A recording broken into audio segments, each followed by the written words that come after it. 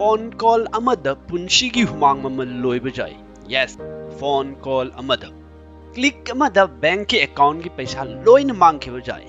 Just one click. Aduna section minashi nungaina lebinashi. Ngasi ki video si imung manung ichin inaw marup mapang khuding makta share tawbiu khangminashi. Trick se jamna leikhare mashi loiba nairaroi. Ngasi shu government amasung private authority company kayana thijilli mashigi matang adubu ngasi shu complete mai pakpadi ngamtri. Online da lang thakpo cyber scam gi tactics se matam gi chatnawi matung inna mawong thoklei. Masi singse khangminashi aduga kaimaina checksin ngani haibadsu ai thamjarake. Ahanbada online da lang thakpa haibase tabda jamna nokningi. Masi hanna khangminashi lang haibadi Shanga fanaba sijinaba technique natraga instrument aduni. Masi online da kamaina tawi haibda email natraga phone call ama natraga chumnagi text message gumba ama thajilakani. Thajilai si patta khoi chuppa gummani langni karishu khangde kanano kanagi number no ina khonba mira lairaba mira mantri ra police la kari thabak tawi tawde karisum khangde. Maduna nangi user ID password haibidi personal data natraga bank information aruba mi khanganingdaba photo picture movie lauthokpa ngami arik heira ba acho mi kaya kanagi minister kaya police kaya ma asigi lang sida thukram even Amitabh Bachchan fawba lang sida thukre hairi ekoi su section minashi maru oina hojikki oiriba fivam asida angang singi online live classes tawnarakli internet te game kaya sanarakli Kungang lekai khuding da smartphone painari. Moisna kamaina tawri haibase asigi mamangda asigumba thabak se karamma mina tawi karamma mafamdagi ayamba tawgalli haibase khaminashi. India da Jharkhand state se masigi manungda Jamtara hina district ama khakle. Jamna henna chawkatpa mafam nate industry private company ka leiba mafam nate. Fishing capital of India haina shukhne. Mafam se ayamba khulak oina tawi. India da 80-90% cyber scam se haujikki hairiba Jamtara district sida thoklei. Tauriba mi singse lairik laisu jamna haiba kanate class 5-6 pass toba khulakki chahi 10 dagi chahi jangkai phawbagi manungda leiba mi sing. Aduna makhoi se English ka kaya expert oina ngangba ngamde aduga makhoi gi text message tingsu spelling lanba typo error oiba thengnani. 2011 degi scam se khara how taunare aduga jamna kanna 2015 degi hauri aduna mafam siga jumdi macha mapan matau jamna mandana aduga manungdana kanagi tv apak hi-fi gadget luxury items sijinai hari tang car SUVs car se ani ahum tang bike huralakba sense degi leiri 2015 dani Kerala gi MP amagi account degi 1.5 lakh amma makai amukta lokthokki Amitabh Bachchan da faw torami hairi sumaina achow mi singi account degi paisa lokthorokpadegi sarkarna masigi matangda kanna thejin khomjinduna cyber cell gi thabak kaya paikhalai mobile gi sem lobada internet sijinabagi rule regulation kaya ama mathang cheksilai hojiksu asigumbe scam se tawba leptri mawong trick tawna bank account degi send lokthokpagi case noma gi hengalakli hojik scam haidi lang se kamaina thaklakpa jai haibada ahanbada phone call ama torokpa jai karisum khangoi namoda kanada tari no nangi maming kari kawi karisum khangoi moina hairakani bank ki customer care degi ni ATM card expire oidore block tawrani natraga ATM card se update tawba tare aduna KYC verification tawbagi mathau tai sumaina haijinaraga OTP gi message ama thajilakani madugi number do mangonda haira u haina karigumba hairiba OTP haibadi one time password haibadi number se piruraba natraga takuraba khudakta nangi bank account ni jawa paisa singdo loina do thoki bajai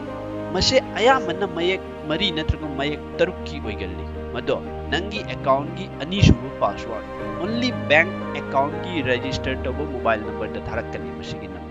madu sijinaraga nangi account gi paisa do moini thaningba account da transfer tobo kariguma matamda bank account hairau masidi kaya sijinadre masigi technique se khara lire ATM card mathakta jawba 16 digit ki number do hairau aduga important oiba mana card ki maning da jawba digit ahumgi CVV number hairau haidna CVV haibadi card verification value haibani masina card tagi any transaction toba jai hariba number se moina phangkhraba nangi card tagi ayawa paisa do lauthokpa ngam maduna yamna important oiba wafam amana bank na kaidongaida account ki detail natraga card ki detail se phone da hangoi karigumba bank ki customer care da phone tawrurasu only card ki mathak ta jawba 16 digit number da number tara taruk khak jawba da madugi last ki aroiba digit mari do bajai mashi natna kanagumba amada bank ki detail card ki detail haibiganu share tawbiganu lottery fawbagi cash deposit tawsalaki haira faw anuba card ki offer upgrade tawbige hairasu card active deactive tawba tare hairasu bank ki detail se khangdaba mi ki phone call da share sum tawbiganu ani suba trick amana machine hojik ki matam gi larik haiba smartphone paiba ina khunba mi singi wari ni online banking tawba singni makhoi sina muk hen line lang na thure just click amada makhoi na paiba phone do lang na thon manga just click ama no phone call no bank detail no card detail kai sum hangbagi mathau ta de ngangna bagi mathau su ta re wari di ama hekto iba jai hojik ki matam da latest news ta eSIM upgrade tawbagi case thorakli eSIM haibati karino haibada hojik aikhoina mobile da sizinariba mobile sim card che matam gi pixel laktana hojik di nano micro sim card ena sizinari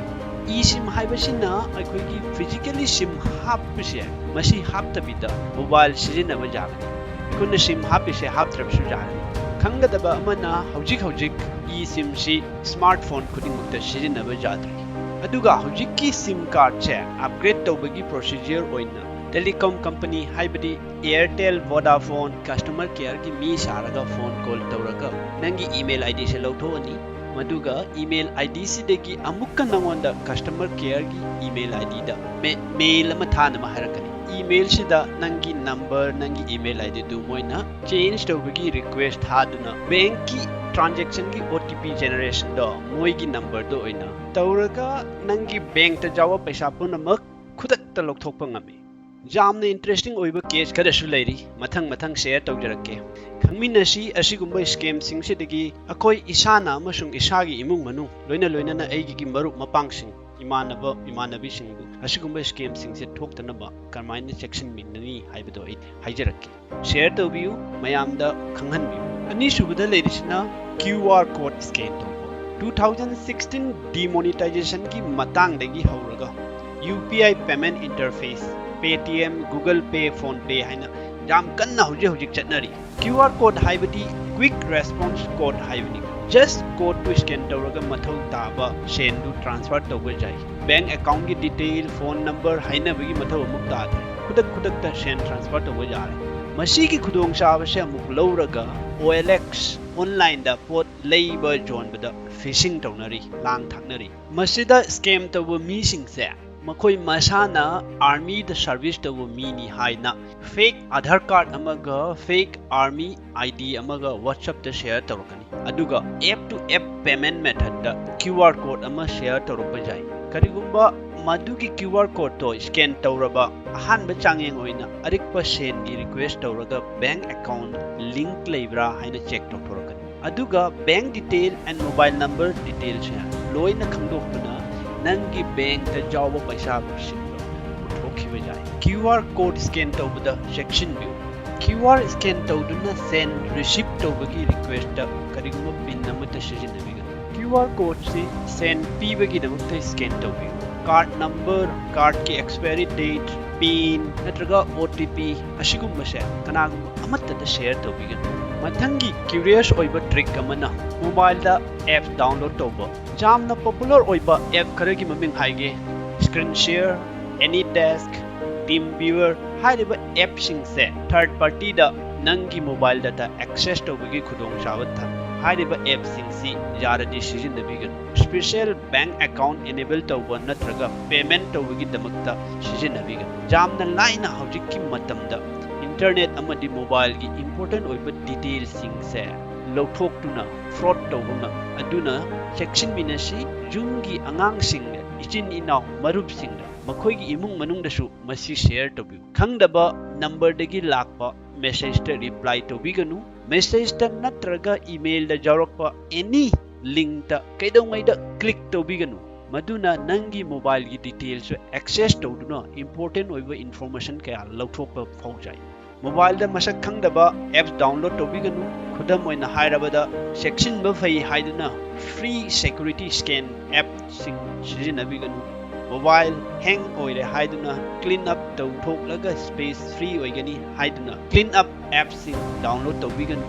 game ꯁꯥꯟꯅꯕꯗ ꯌꯥꯝꯅ ꯊꯨꯅ mobile ꯁꯥꯏ ꯍꯥꯏꯗꯨꯅ cooling ꯗꯥꯎꯟꯒꯤ ꯑꯦꯞꯁꯤꯡ source ꯈꯪꯗꯕ ꯃꯁꯛ ꯈꯪꯗꯕ ꯃꯐꯝꯗꯒꯤ ꯗꯥꯎꯟꯂꯣꯗ ꯇꯧꯕꯤꯒꯅꯨ꯫ ꯍꯥꯏꯔꯤꯕ ꯑꯦꯞꯁꯤꯡꯁꯤꯅ ꯃꯣꯕꯥꯏꯜꯒꯤ ꯗꯇꯥ ꯑꯃꯗꯤ ꯅꯪꯒꯤ ꯃꯣꯕꯥꯏꯜꯗ ꯌꯥꯎꯔꯤꯕ ꯏꯟꯐꯣꯔꯃꯦꯁꯟꯁꯤꯡꯗꯨ ꯂꯧꯊꯣꯛꯇꯨꯅ ꯑꯃꯥꯡꯕ ꯀꯌꯥ ꯑꯃ ꯑꯣꯏꯍꯟꯕ ꯌꯥꯏ꯫ ꯕꯦꯡꯛ ꯑꯦꯀꯥꯎꯟꯗ ꯂꯩꯔꯤꯕ ꯁꯦꯟꯐꯝꯁꯤ ꯀꯅꯥꯒꯨꯝꯕꯒꯤ ꯄꯨꯟꯁꯤ ꯆꯨꯞꯄꯒꯤ ꯋꯥꯅ ꯁꯨꯔꯒ ꯇꯥꯟꯖꯕ ꯄꯦꯟꯁꯟꯒꯤ ꯄꯩꯁꯥ ꯑꯣꯏꯕ ꯌꯥꯏ꯫ ꯀꯅꯥꯒꯨꯝꯕꯅ ꯋꯥꯅ ꯃꯆꯥ ꯃꯃꯧꯒꯤꯗꯃꯛ ꯇꯨꯡꯁꯤꯟꯖꯕ ꯁꯦꯟꯐꯝ ꯑꯣꯏꯔꯝꯕꯁꯨ ꯌꯥꯏ, ꯅꯠꯇ꯭ꯔꯒ ꯀꯅꯥꯒꯤ ꯃꯆꯥ ꯃꯁꯨ ꯂꯥꯏꯔꯤꯛ ꯂꯥꯏꯁꯨ ꯇꯝꯕꯒꯤ ꯊꯝꯖꯤꯟꯖꯕ ꯁꯦꯟꯐꯝ ꯑꯣꯏꯔꯝꯕꯁꯨ ꯌꯥꯏ꯫ ꯍꯥꯏꯕ ꯉꯝꯗꯦ ꯀꯅꯥꯒꯤ ꯑꯅꯥ ꯑꯌꯦꯛ ꯂꯥꯌꯦꯡꯕꯒꯤ ꯊꯝꯖꯕ ꯈꯨꯗꯣꯡꯊꯤꯕꯗꯒꯤ ꯄꯨꯔꯛꯄ ꯄꯩꯁꯥ ꯑꯣꯏꯔꯝꯕꯁꯨ ꯌꯥꯏ꯫ ꯃꯗꯨꯅ ꯑꯁꯤꯒꯨꯝꯕ ꯑꯣꯟꯂꯥꯏꯟꯒꯤ ꯂꯥꯡꯁꯤꯗ ꯊꯨꯗꯅꯕ ꯍꯥꯏꯔꯤꯕ ꯃꯦꯁꯦꯖꯁꯤ ꯃꯤꯄꯨꯝ ꯈꯨꯗꯤꯡꯗ ꯇꯥꯛꯄꯤꯌꯨ, ꯁꯦꯌꯔ ꯇꯧ꯫ ꯃꯁꯤꯁꯨ ꯏꯆꯝ ꯆꯝꯅ ꯍꯤꯡꯖꯕ ꯏꯃꯨꯡ ꯃꯅꯨꯡꯒꯤ ꯃꯤ ꯀꯌꯥ ꯑꯃ ꯂꯩꯔꯝꯕ ꯌꯥꯏ꯫ ꯈꯨꯔꯨꯝꯖꯔꯤ ꯃꯌꯥꯝꯕꯨ ꯃꯄꯨꯅ ꯆꯥꯟꯕꯤꯕ ꯑꯣꯏꯁꯅꯨ꯫